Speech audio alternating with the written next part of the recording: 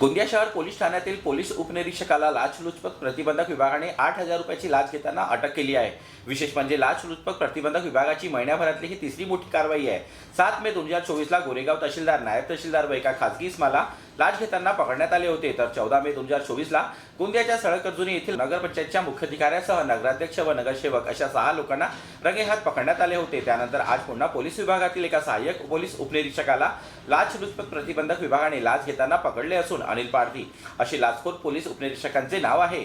तक्रारदार यांच्यावर गोंदिया शहर पोलिसात गुन्हा दाखल करण्यात आला असून तक्रारदार आणि गैरहजरदार यांच्यात समझोता करून दिल्याचा मोबदला म्हणून 10,000 रुपयाच्या लाचेची मागणी केली होती। मात्र तक्रारदार यांना लाच देण्याची मुळीच इच्छा नसल्याने त्यांनी तडजोडी अंती 8,000 रुपये देणे ठरले असून 8,000ची लाच स्वीकारताना लाचलुचपत प्रतिबंधक विभागाने सहाय्यक पोलीस उपनिरीक्षकाला लाच घेताना अटक केली असून गोंदिया शहर पोलीस स्टेशनमध्ये आरोपी लोकसेवकाविरुद्ध लाचलुचपत प्रतिबंधक कायद्यान्वये गुन्हा दाखल करण्यात आला आहे।